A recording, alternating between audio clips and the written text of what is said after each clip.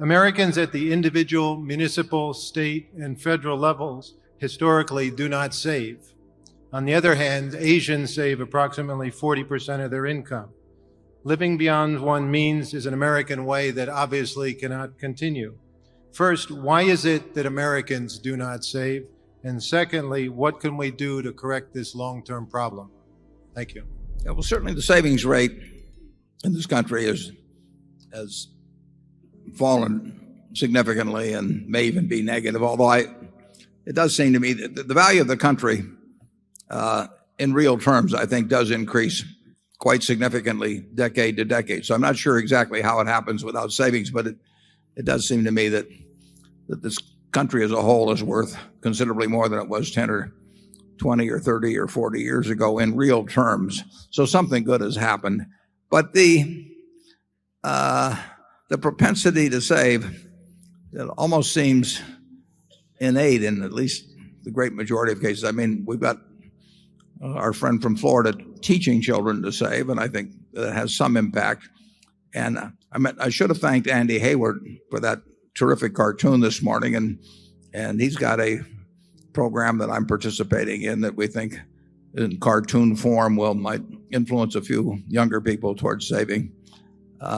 If you own Berkshire stock, you're automatically saving because we retain earnings, and your indirect interest in those retained earnings is a form of saving. So you can spend every dollar of your income that comes in the other way, and if you own Berkshire, you are net saving, which is a practice I've now been following for 43 years, sometimes in my family's consternation.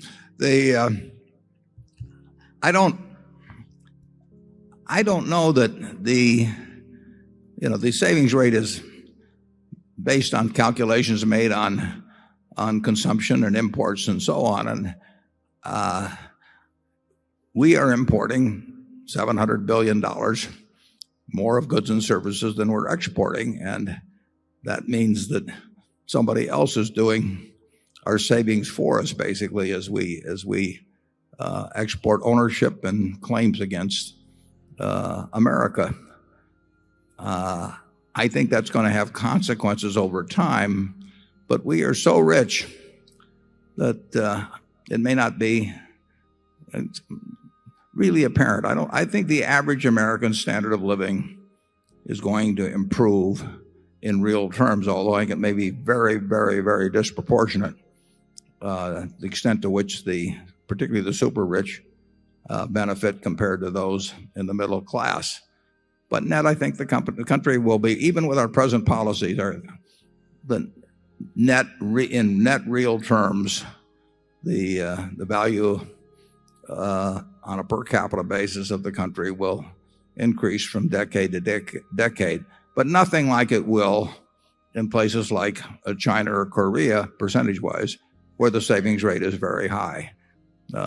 This country may not save very much because it may not need to save very much. We have $47,000 of GDP per capita. It may not be distributed very well, but we are one very, very, very rich country. And a very rich country may not need to save as much as a country that's trying to reach its potential.